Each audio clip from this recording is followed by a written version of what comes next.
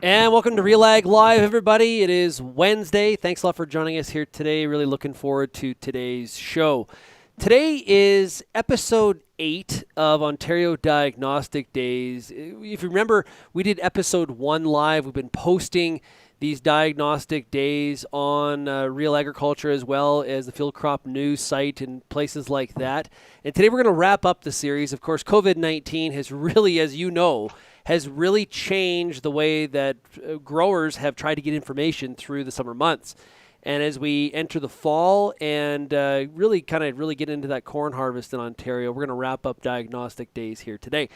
Now, the awesome stuff about RealAg Live is that you get a chance to participate. And so if you have a comment or a question for any of our guests, all you have to do is enter it in the comment box, whether you're watching on Twitter, YouTube, Facebook, or Twitch, and we'll get to as many of the questions as possible. So how today is going to work, it's going to be a little bit longer than a traditional RealAg Live, but what we're going to do is we're going to talk for about 50 minutes, and we're going to play a series of clips with some of our experts and really dive into some of these issues in the true sense of diagnostic days, as only some of the staff at OMAFRA can do. So what we're going to do is we're going to start off today by bringing in Albert Tenuta. And Albert, how are you doing? I'm doing great. How are you? Hey, I'm doing fantastic, man. Doing fantastic. You know, Albert, this has really been a unique way to deliver content in the true sense of what Diagnostic Days is all about. What has some of the feedback been from some of your farmers you talked to in Ontario? Yeah, so we've been positive. It's been a great deal of positive feedback from producers, from our extension people, industry people. You know, CCAs have been very positive around what we've been able to deliver through the Ontario Diagnostic Days. The other aspect is that it is truly a provincial partnership, which has been wonderful. And when we started this whole endeavor earlier on, we weren't sure how to deliver those in-field type diagnostic opportunities that we've had in the past that have been a key component in the summer through our partnership with the Ontario Soil Crop Improvement Associations, the local regions, University of Guelph Ridgetown campus, such as one of the great examples there is my good friend Dave Hooker there, Dr. Dave Hooker, and then the OMAFRA field crop team. So it's been wonderful, and I think it's delivered what we had hoped for. Yeah, and there's an audience that are regulars at the Diagnostic Days, but this has also been an opportunity for some new people to jump in and enjoy the Diagnostic Days experience as well. Yeah, and so it all depends on where you're at. And, Ridgetown, we've always focused more on the CCA, the industry, the train-to-trainer side, whereas, in Elora, Winchester has a mix of producers and industry as well. And, with the support of, Grain Farmers of Ontario and all of our sponsors, we were able to open this up across the province and truly make it an event for everybody. Well, today we're going to hear from Albert in one of our videos. We're also going to hear from Dr. Dave Hooker as well. So we've got some great stuff. We're going to play some clips, and then I'm going to ask some questions, but you also can ask out there watching these videos as well. We'll get to as many of the questions as possible. Albert, are you ready to get to the first video? Absolutely. Let's go. Yeah, today's first video is on tar spot, obviously a big concern. It has been identified in Ontario. We're going to watch the first clip. At the opening of the clip, we also mention our sponsors that have made this entire Ontario Diagnostic Days possible. Here's the first video. The Ontario Diagnostic Days on RealAgriculture.com is brought to you by the Ontario Ministry of Agriculture, Food and Rural Affairs, the University of Guelph, Ontario Soil and Crop Improvement Association, and sponsored by the Grain Farmers of Ontario, Agris Co-op, BASF, Bayer and DeKalb, Corteva and Pioneer, Great Lakes Grain, the Mosaic Company, and Syngenta.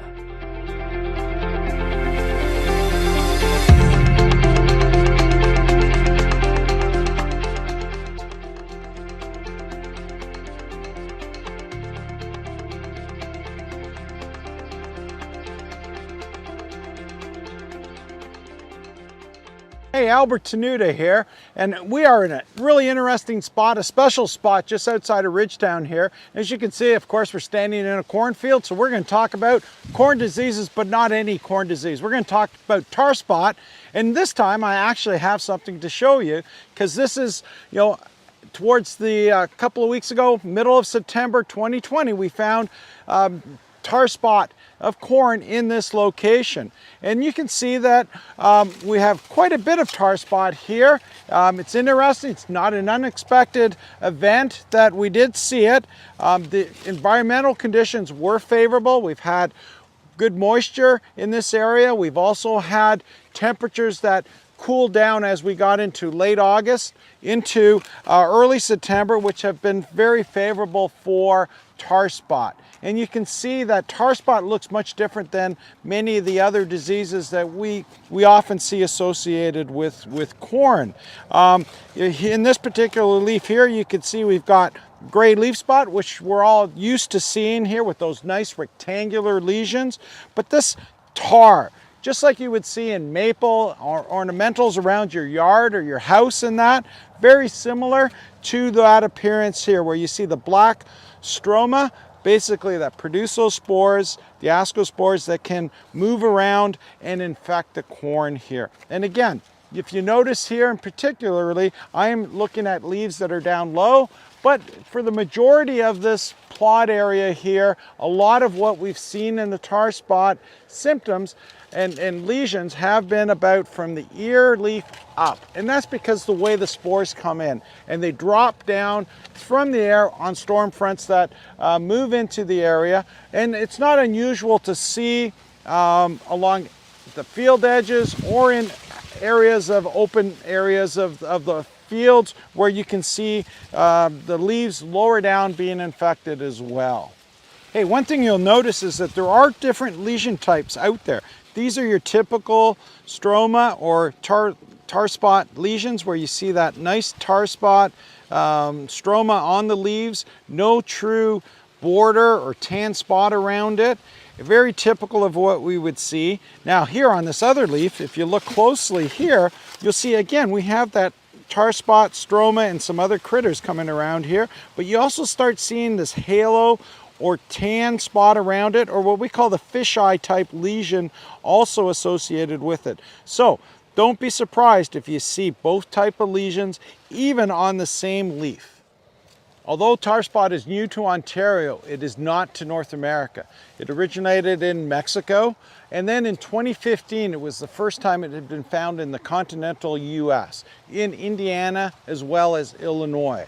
And from that, it continued to expand into other Great Lakes states, including Iowa, well, which is not a Great Lakes state, but Iowa, Wisconsin, Michigan, Ohio as well, and as of 2019, up to the Ontario-Canadian border. So as I said, it's not unexpected to have seen tar spot, and we've been aware of it. Both growers, industry have been anticipating tar spot detection or arriving into Ontario. And this year we had a lot of calls about tar spot. And every time we went out to take a look or had people look into it, it turned out to be either some sooty molds or pollen that has dropped down, that's been colonized by saprophytic fungi that can give you that black appearance, or most commonly, insect frass or poo that actually turned out to be a not tar spot. And the big way and the easiest way to detect the two is that with tar spot, you can rub it as hard as you want, it's not going to come off, whereas all those other insect frass, pollen, etc., if you rub that leaf, it will come right off. So what's the impact of tar spot? As you can see, this being late September, just into fall, corn is pretty well done at this point. It's close to black layer if it's not already black layered and that. So in traditional, and most times, it's at that R3 or milk stage of corn where we see typically tar spot coming in. And that falls into perfect, makes sense because of environmental conditions. You get more moderate temperatures, you get more of those 15 to 21, 22 degrees Celsius, that mid 70s, low 70 temperatures, as well as you get more frequent either rains, heavy dews, higher humidity, say 25%, 75% or higher humidity, all make it much more favorable.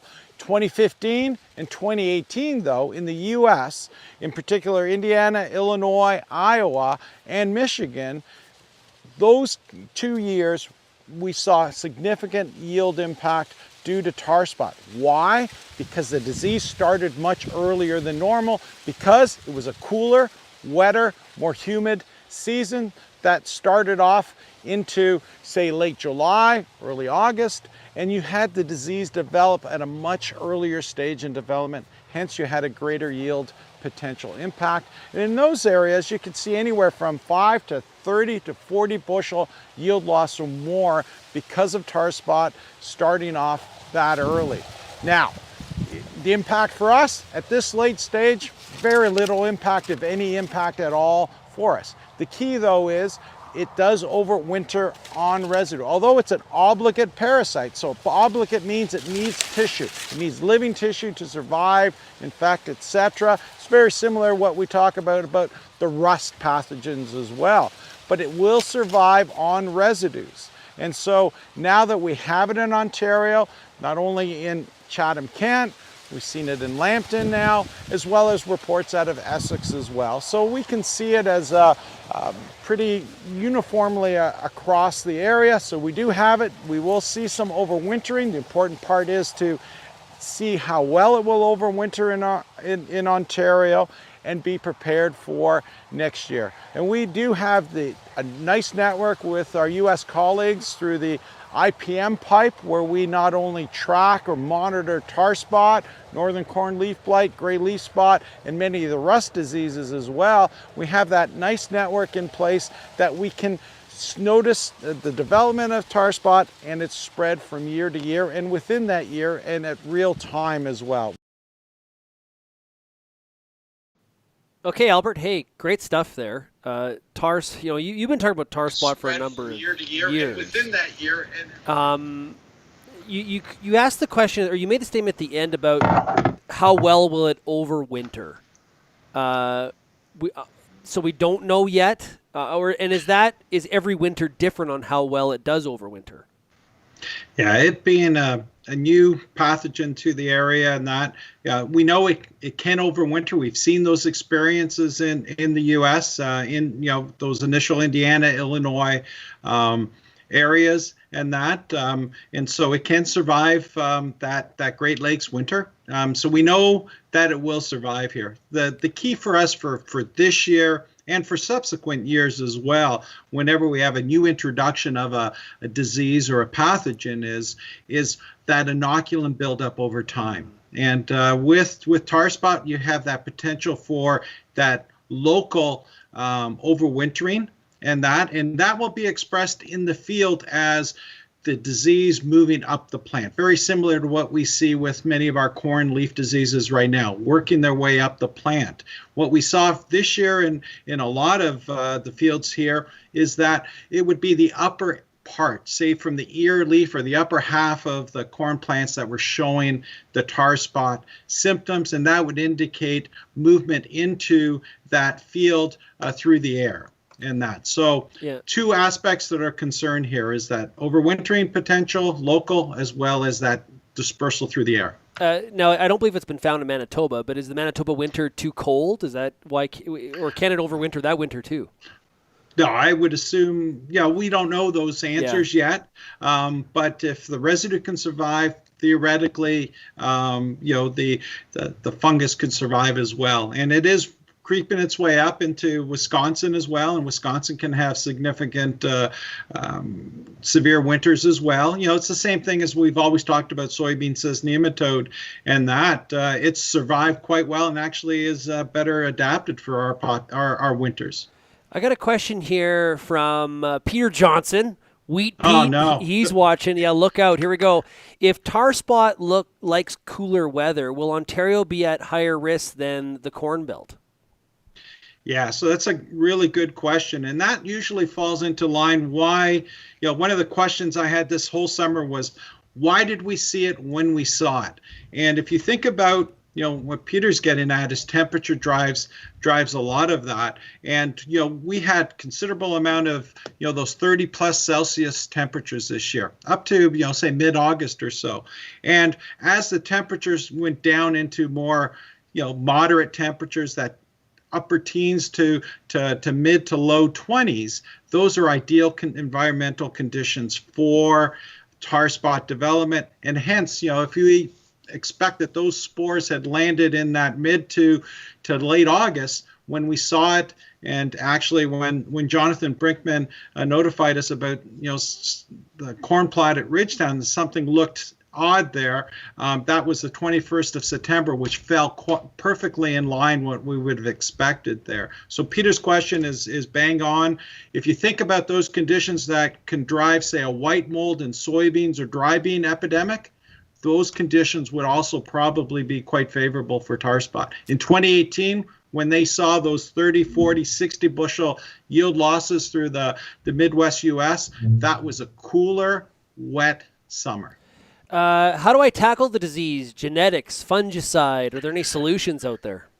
Yeah, so this is what we're all getting at, and one of the advantages of being in the position we are right now is that we've anticipated tar spot arriving. We've been able to be proactive and put things in place by working with our colleagues in the U.S. and whether that's through the Corn Disease Working Group, et cetera, and through support through the Grain Farmers of Ontario, we're in a really good position to be prepared for tar spot. And so we're part of the research initiatives in many cases, the discussion around tar spot.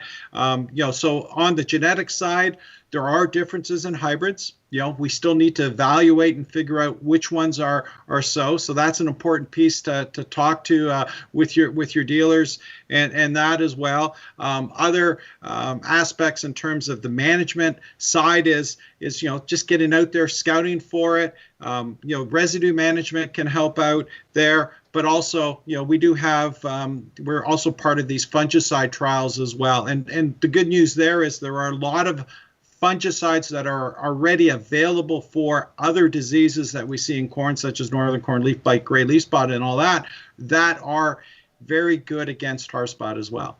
Yeah. Okay, great. Hey, Albert, we're going to bring you back at the back end of the show to answer any more questions that we have. You know what? I got one more question here from Pete, but we need to answer it quickly, okay? Sure. You continue to mention monitoring. What would an Ontario grower go to see the latest developments in the growing season as of 2021 and beyond? Yeah, so we have real-time scouting. We will see that onto the Field Crop News website, but also go to the IPM corn website and link there so that it is real-time, up-to-date, and we can track this disease by the hour.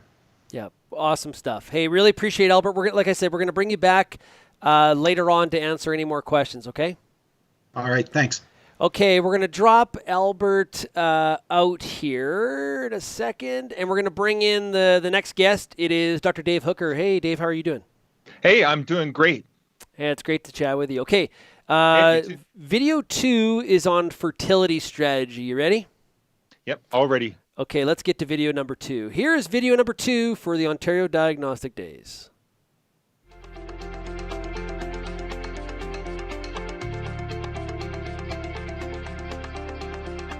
So I'm here today with Dr. David Hooker at Ridgetown College. Dave, we're standing here in this long-term P&K trial, and you started this site here in 2012, and I started along with a couple of our other colleagues up at Elora and Bornholm and Lucan a number of years ago, and we're kind of excited about how the trials are turning out in terms of yield. Yeah, absolutely.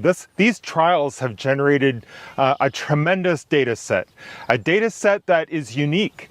And so I've looked at through the scientific literature that's been published, and these trials are unique. They're really side-by-sides of different fertility levels, soil fertility levels, and we've overlapped those background fertility levels with various starter fertilizer treatments for corn, soybeans, and wheat. And can you believe it, Horace? We have 28 site years of data on these trials. It really builds your confidence in the robustness of what you're saying, right? Absolutely. And so, of course, what we're trying to do here in these trials is to assess the best way to manage phosphorus and potassium with respect to building the soil to a reasonable level and then maintaining that level. That's obviously called the build and maintain approach, versus what we use in Ontario here, which is called the sufficiency approach, right? Which is basically applying the most economic rate for that crop for that year, right? Yeah, and they both have their place, they both make sense. And so Dave, as we've done that, we've built those soil test blocks for just P or just K or both P and K, and then you compare that to where we did nothing. What kind of numbers are you seeing, or what are we looking at right here? So right here, we're in a wheat block. And so we have 4 of these wheat blocks. We have 4 reps at this location and between 2 and 4 reps at other locations as well. And as you can see, I've tweeted this many times, and Peter Johnson has as well, regarding the starter effect on wheat. And you can just notice the head density here is much less, where we did not apply a high phosphorus based starter in wheat. Just tremendous delays in development, and that delay in development continued right from planting to heading to maturity. And these plots, they still look quite green compared to the others, but just look at the head density here on this plot. So Dave, what did you do in the plot right beside it there? What you said, no phosphorus based starter? Yeah, no starter here. And here we placed a MAP, 100 pounds of the acre of MAP with the seed. Okay, and just the difference in the yield is just tremendous. So this plot yields, this plot in years previous yielded 25 bushel per acre less than this plot here. The background soil test level of phosphorus in this plot is 9 parts per million. In this plot, and so this is kind of the starter effect, fertilizer effect that we would expect in wheat. Wheat is tremendously responsive to starter fertilizer, the phosphorus in the starter fertilizer. So Dave, we also have a beautiful stand and looking crop here compared to here. Difference? Yeah, that's right. So this whole strip is no starter at all, but you can see the difference here. This plot did not receive any starter, but this is a strip that goes this way towards U-Horse that the soil test level was built up. So the phosphorus levels in this soil is around 30 parts per million. And as you can see, that starter effect seemed to disappear with the soil test levels of phosphorus increase. So Dave, you've talked about 25 bushels in this block where the soil hasn't been built, starter versus no starter. What about when you put all the trials together? Yeah, average across all of our 28 site years of data across all of our replications, that 25 becomes 12. Okay. Average across all of our sites. So that's our starter response in a low testing soil. We can expect 12 bushel per acre according to our Now, what data. about the obvious question then is, what about in this block where the soil has been built? Is there a starter effect? Yeah, that's right. So right here we have the soil test levels built up, and that starter effect is about 3 or 4 bushel per acre. Okay. So there's a little bit of starter effect, but when the soil test levels are low, that's when we get the biggest starter effect. Fascinating, fascinating. So now let's look at the most important crop and talk about soybeans. Wow, look at the difference here. I'm standing right between a block where a 2x2 band of 60 actual P and 60 actual K was applied this spring versus nothing, and this whole block would be considered low in P and K. And of course that makes a lot of sense. The soil test is low, you feed it the year of, and I would even make the argument that a 2x2 band versus broadcast in the spring, essentially the same. That's the beauty of soybeans. They do respond very similarly. And the yield response across those trials that we've done, 5 bushels to applying fertilizer when the soil test is low. Okay, but the real question, of course, is can we get additional yield by building the background soil test level? And the answer is yes. There is an additional 3 bushels in these long-term trials to having built the soil versus just applying fertilizer the year of? So let's finish off in corn. So here we're in a strip that has low testing P and K, and this is essentially a starter effect that we're looking at. This plot right here received about 228 pounds of 628-28 2x2 band, and this plot right here, 4 rows, it did not receive any starter fertilizer whatsoever in this plot right here. Across our 28 site years of data, this corn would traditionally yield 30 bushel over the corn that received no starter in the low testing P and K plots. But where we built the soil test level P and K, just as in the same for wheat, same as in soybean, we can acquire another 10 bushel per acre more in corn that the starter fertilizer could not acquire or could not achieve that yield potential. So we need to build those plots up, and then our yield potential in corn also increased by 10 bushel per acre because we built those background levels of P and K levels up. But the major takeaway, major learning point I think that we have from this work was to compare the sufficiency approach, where we apply tremendous amounts of starter, versus the build and maintain approach. And the build and maintain approach, we saw soybean yields that were 3 bushel higher than what any starter fertilizer treatment could offer us in soybeans. 3 bushel per acre, where we built those soil test levels up. In wheat, that number was another 10 bushel per acre, where when we build those soil test levels up, our yield potentials also go up, and those yield potentials cannot be achieved with starter fertilizer treatments alone. Okay, we've brought Dr. Hooker. We got him here to answer some questions. If you do have a question for Dr. Hooker, you can ask it in the comment chat, whether you're watching on Facebook, Twitter, or YouTube. So clearly, starter is important. We've established that because, boy, especially in that wheat, that was very, very visible, Dave. Oh, you're muted, Dave. Hey, you're muted. Yeah. There you are. Yes, here we go. Yes, visible at that location in that block, but it's very consistent across our sites as well.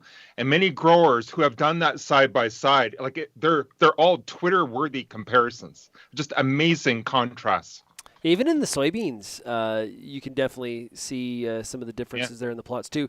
So you showed the build and maintain is a big jump. So I wrote down soybeans 3 bushels, corn 10 bushels. At today's prices, that's significant and worth paying attention to. Yes, absolutely. So those are yield responses in the build and maintain, using the build and maintain approach. So I think the most expensive part about this, or the strategy that we need to be thinking about, is maybe the cost of building the soil test levels up. So if soil test levels are relatively low, a significant investment is needed to build those levels up to some value where we can achieve the benefits of the build and maintain approach. And then once those levels are built up, it's just essentially maintaining those levels using by frequent soil tests, or using crop removal as a tool just to maintain those levels. But if we're just relying on just that application instead of building and maintaining, do we have a good handle on the opportunity cost is? Just ignoring it that's quite expensive as well. I think maybe that we got to look at both sides of the equation here. Yes, that's right. So we have a significant data set now, and really we need to do a very extensive economic analysis on this approach. And so those yield increases, I mentioned 10 bushel per acre for corn, for instance, in the build and maintain versus sufficiency, but that real number is 12 across all of our locations. We have just a tremendous data set that we have. It should be quite representative, across a lot of the corn, soybeans, and wheat fields in Ontario.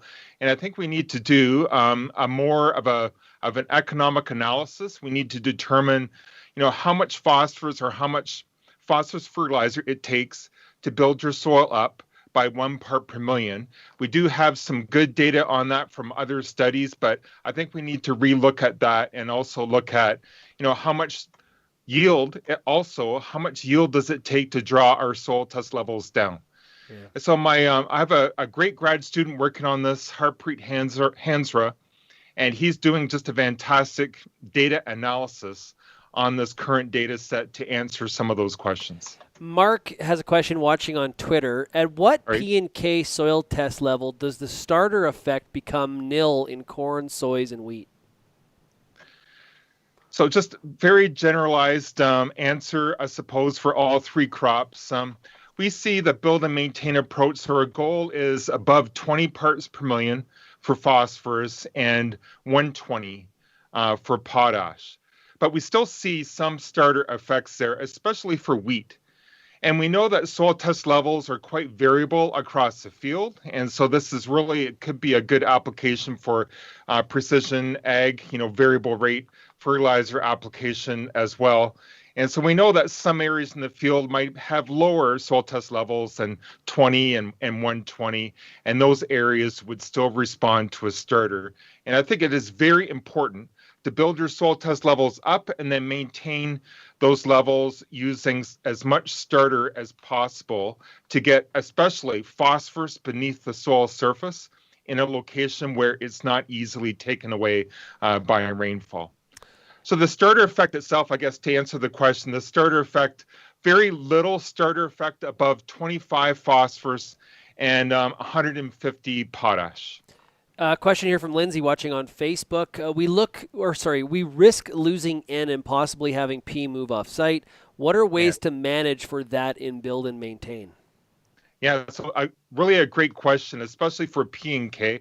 Like for potassium, for potash, there's no real, I can't think of any concerning, loss, like environmental issues from losing potassium. Like, of course, could be an economic loss, but phosphorus especially, that's the nutrient that we need to pay attention with.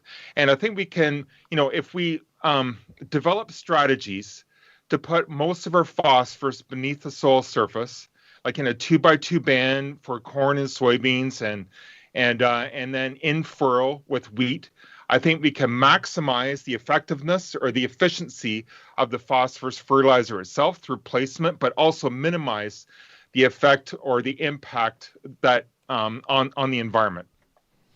Okay, let's get to video number 3. All right, I'm excited. Awesome stuff. Okay, so we are talking in video number 3 about rotations. So this is video number 3, and it's with Dr. Hooker again. So here we go. All right. Here we go. Video number 3.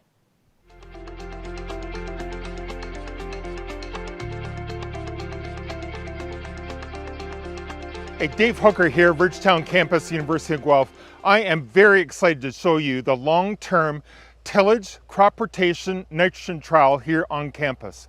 This trial has been going for 25 years, just a tremendous amount of time. We have 2 tillage systems, moldboard plow or a plowed system, and a no-till or a zone system. We have 2 tillage systems, 7 crop rotations, continuous corn, soybean rotation, a soybean wheat rotation, and a corn soybean wheat rotation. And then whenever there is a wheat plot, we always split the plot up between underseeded red clover and no red clover, so we can get a red clover effect treatment combination there. And we also have nitrogen treatments here. We have 4 different nitrogen treatments in both the corn and the wheat, from very low, 0 nitrogen on the corn to 240 pounds of the acre of nitrogen on the corn, and the same with wheat as well, between 0 and 180 pounds of the acre of nitrogen. Actually, some plots, bear with me, some plots have not received any nitrogen fertilizer for 25 years, and the corn really shows that. So let's see some of those plots where we have not applied nitrogen on corn for 25 years. All right, we are in the block. It's a plowed system right here. This has been in continuous corn for 25 years. This block has been. This plot right here has been sufficiently fertilized with 240 pounds of acre of nitrogen, a high rate of nitrogen for 25 years, and the corn doesn't look too bad. But when we go to the next plot here, this plot right next to it has not received any side dress nitrogen fertilizer, just a little bit of nitrogen in the starter fertilizer for 25 years, and the corn is visually like what we'd expect. So the yields are in the 60 bushel to the acre or so. Compare that to a nitrogen sufficient system where we have corn yields in the continuous system about 160 bushel per acre. All right, so the block of corn behind me, it is in a no-till or fall strip till system. We made the transition from a no-till system for corn to a fall strip till system for corn about 7 years ago. And that's because this site is on a Brookston clay loam soil, and we felt that most growers would probably adopt a reduced tillage system using the fall strip till approach on this rather heavy soil. In the reduced tillage system, the corn yields in the corn soybean rotation compared to soybean wheat rotation, they're roughly equivalent, maybe 5 to 6 bushel difference between wheat in the rotation and a little bit lower corn yield in the corn soybean rotation. But the yields response in the plowed system is incredible, has an incredible rotational response. So in the plowed system, our corn and soybean yields are amongst the worst of any crop rotation that we have in the plowed system.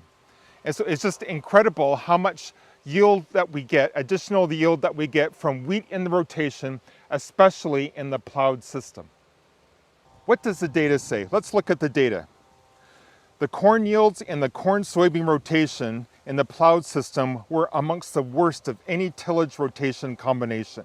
And this was the same as Allura as well. So you think that a corn and soybean rotation should have this rotation effect in the plowed system, but it doesn't.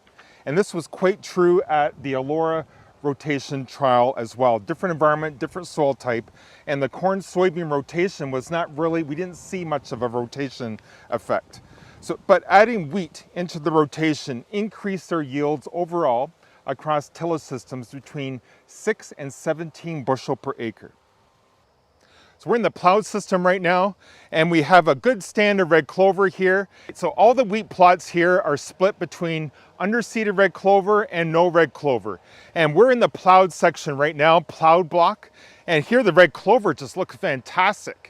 And then this fall, because we're in the plowed system, we'll plow it down, plant corn next year. And on average, we see a red clover benefit in bushel per acre, 6.7 bushel per acre, more corn where red clover was underseeded into wheat in the previous year.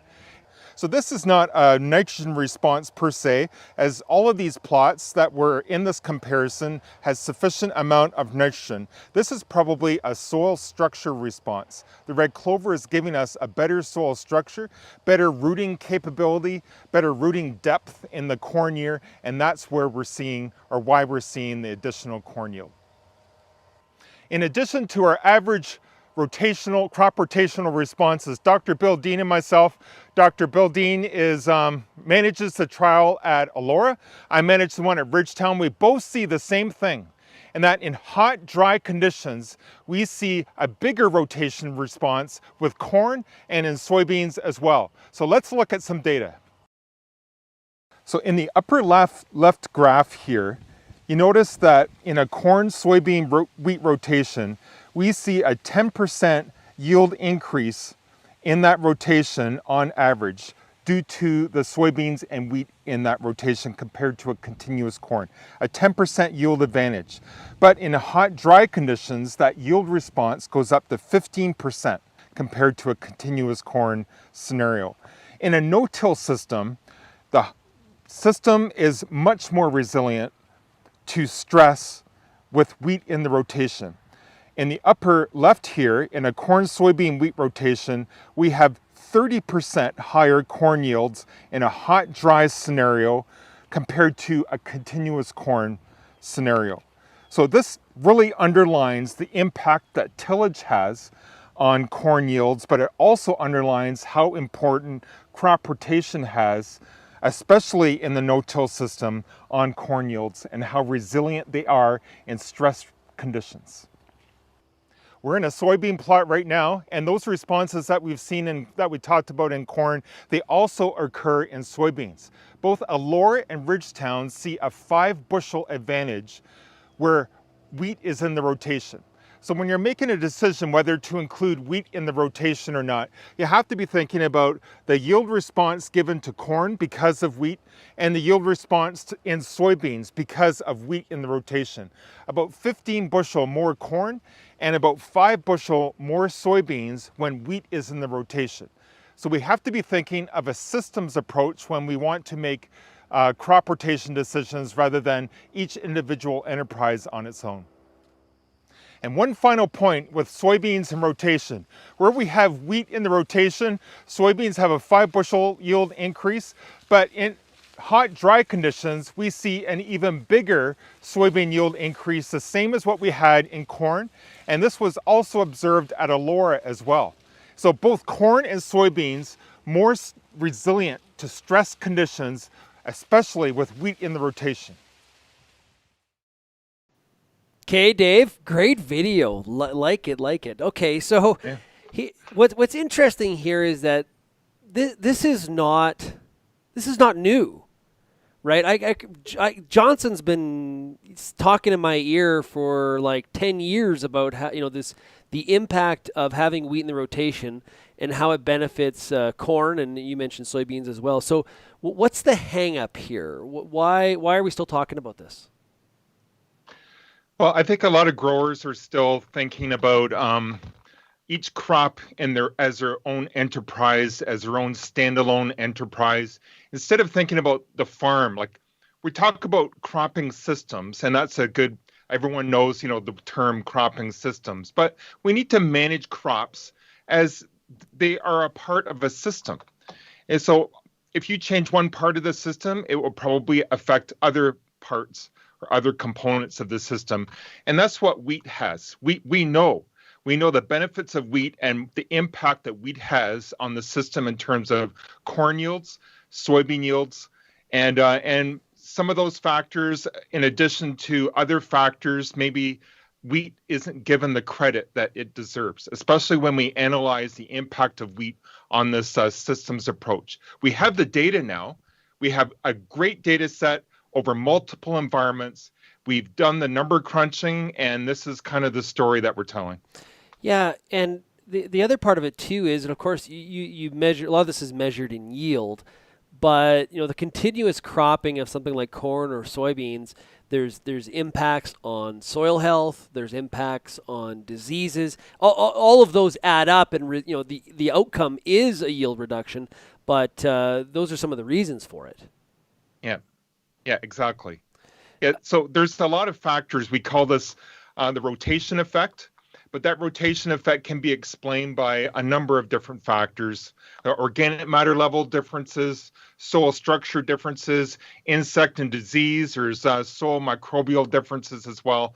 All of those are associated with this so-called rotation effect. Got a question here from Peter watching on YouTube. Your red clover looked awesome, but I almost never get that stand. Do you see a difference in establishment in your tilled versus no-till comparisons?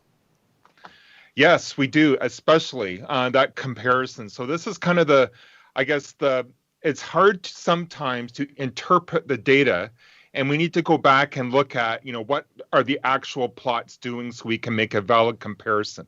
Because we are comparing systems here, one system versus the other. So in the no-till system or in the reduced tillage system, we do have the red clover stands are about 1/2 as what they are on the conventional side. Wow. Same seeding rates, same timing of everything, same red clover management, but we only seem to achieve about 1/2 the red clover in the no-till system. Wow, that's a big difference.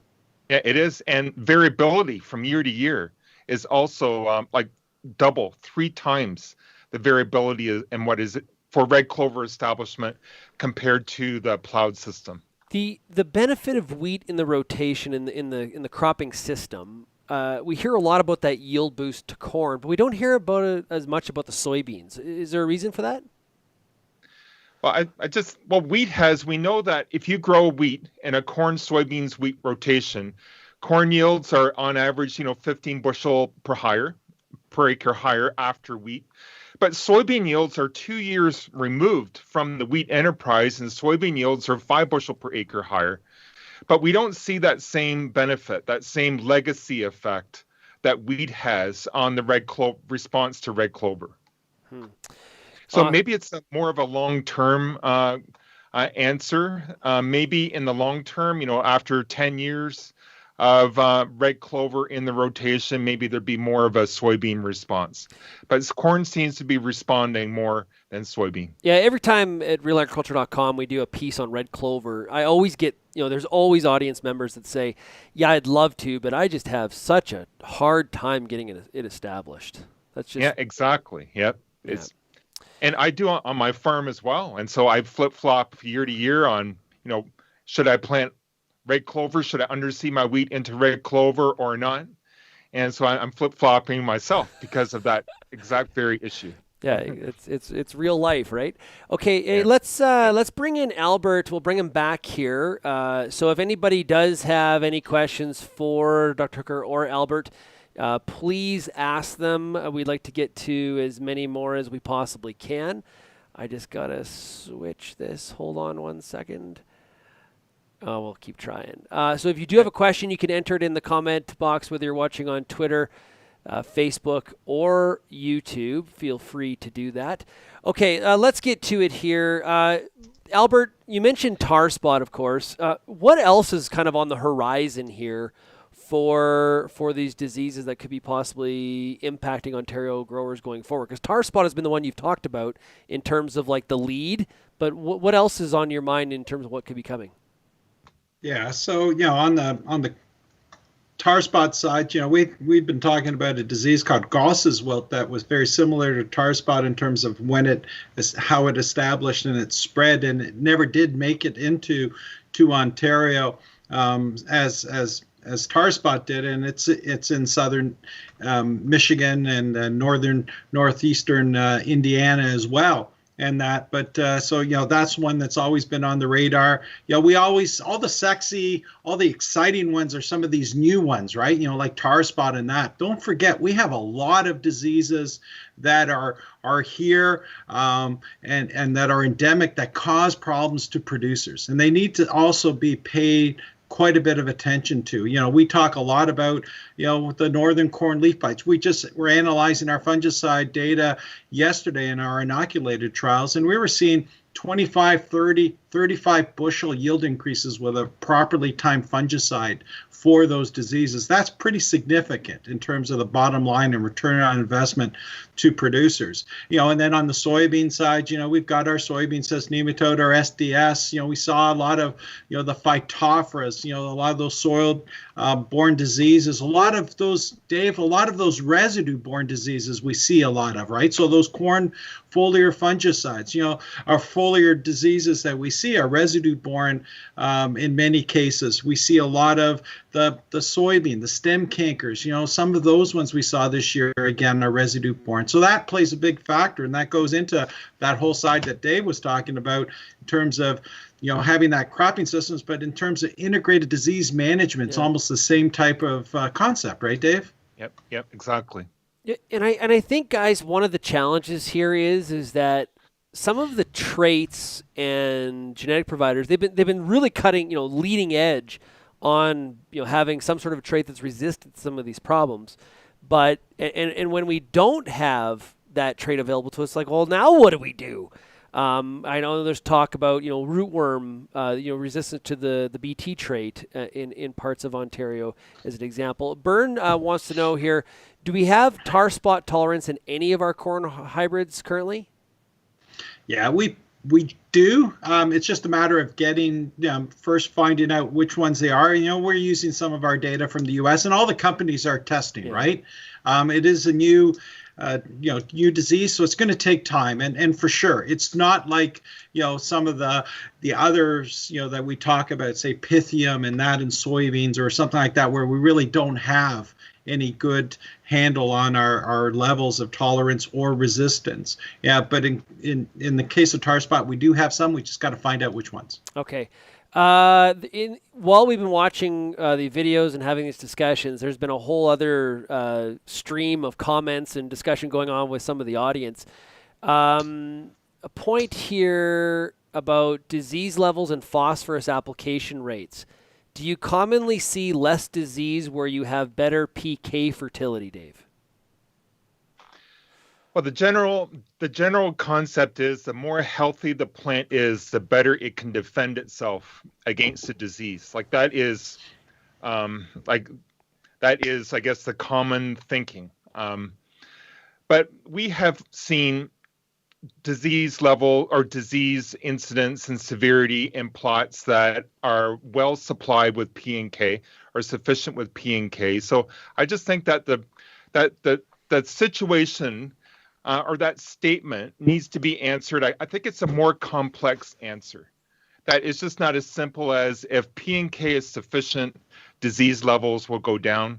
I just think that a lot of stresses plants are exposed to, or they're dealing with a lot of stresses, and any one of those stresses can make the plant defenses decrease a little bit, and it could make that plant more susceptible to disease. And I think genetics is the number one, I think, defense in terms of disease. And these other factors, including stresses or a P and K stress or and some kind of environmental stress, we have to be thinking of disease triangles. And, Albert can talk about that. But there's a lot of other factors as well. Yeah, remember, Shaun, that these pathogens have evolved over time, and they're, consider them opportunist, right? If they're given an opportunity, they're going to fill that and take advantage of that. And in some cases, as Dave mentioned, many of these, like stress conditions and that, we have other diseases, Sunda syndrome, some of these others that like high yielding environments, white mold, those type as well, right? So it goes both sides. Yeah, because I often hear from growers that, well, I want to see a little bit of disease because that means I got some yield in the field. Yep. Right. Yeah. And then we got something to look at too, which is always fun. Yeah, exciting disease. I can't even say that. It's hard for me to say. Yeah, only from a pathologist, I guess, right? Yeah, exactly. Yeah. He's a little bit biased. It's sort of like an entomologist, right? Oh, there's bugs. Woo, let's go. It's that kind of thing. So yeah, for sure. Nice. Nice. Dave, in the one video you looked at, I believe it was the cropping system one where you had tilled, non-tilled, and then like dry, like the conditions of the year. I found that kind of interesting, and it moved kind of fast to try to understand what you're talking there in terms of the yield bump. Yeah. So when we look at economic analysis or yield trends over time, as a grower myself, I want my yields to be relatively stable. I don't want Mother Nature to throw a wrench into my yield projection plans. And so yield stability is very important. And when we talk about these rotational effects with crop rotation diversity, sure, it's good to talk averaged across 10 or 15 or 20 years, but it's also important to know how stable those yields are. So what kind of conditions would we expect to see the biggest rotational response? And we tend to see the biggest response to a diverse rotation in hot, dry conditions, in drought and stress conditions. And we saw this year. In 2020, right before silking, many areas in Ontario had drought conditions or close to drought conditions. And in our plots at Elora and at Ridgetown, we saw right to the line where, a good rotation versus a not so good rotation, where those drought stress symptoms were appearing on the corn plant. And I think that visible symptom is very real, but we also have the numbers to put to those visual differences as well. Oh, hey, great stuff. Hey, Albert, I want to make sure that before we wrap up, you mentioned the sponsors. Can you go through that list again? Because Just so important. We're not able to do all this without the support of the companies and the organizations that made this all possible. No, absolutely. And before I do that, I also want to make sure I thank all of our speakers as well, all our presenters. We had a great opportunity here to bring more people into these, and in some cases we had 4, 5, 6 different people talking during a segment or an episode in that, and that goes back to that whole another important piece to thank is Bernard Tobin, right? Bern's been fabulous, right? And thank you, Bern, for Yep. where we started and how you were maybe a little frustrated and how we were able to work that timing aspect out. And we learned about storyboards and all this cool stuff. And that is another important piece there as well. So thank you so much for everybody at RealAg, Shaun, yourself, Jason, and others as well. And the sponsors, absolutely. We have the support of the growers through this is always developed through the Ontario Soil Crop Improvement Association, both across the province as well as the regionals, as well as University of Guelph, Ridgetown campus, and OMAFRA. But, the sponsors, the Grain Farmers of Ontario, Agris Co-op, BASF, Bayer and DeKalb, Corteva Pioneer, Great Lakes Grain, the Mosaic Company, Syngenta as well, and Real Agriculture as well. So thank you all. We greatly appreciate it, and it's been a blast. Absolutely. I think we took a real a situation where we couldn't have in-person events, and we sort of flipped it on its head and made the absolute best of it, and I think delivered a great series of content to farmers in Ontario and quite honestly beyond the borders of Ontario as well, to learn about some of the issues and really break it down in depth like only Ontario Diagnostic Days could. So it's been awesome to be a part of the project, guys. I really appreciate it. And we hope to extend this whole idea to January too, in the Ontario Agricultural Conference. You're going to look out for the Ontario Farmer Media ads and awareness starting next week on the combined Ontario Conference as well. January 6th and 7th, November 2nd is registration starts, so get in there early. Hey, awesome stuff. On behalf of everybody that was involved in all the videos, the team here at Real Agriculture, Bern Tobin, Jason Strobe that put them together, and myself, Shaun Haney. I want to thank everybody that checked out all the episodes. Remember, they are posted. You can watch them again. They are archived, so if you missed any of them, you can definitely do that anytime when you need to on demand. So on behalf of everybody here, I want to thank everybody for tuning in today to Real Ag Live, and we'll see you again tomorrow. Cheers, everybody. Thank you. Yeah. Bye.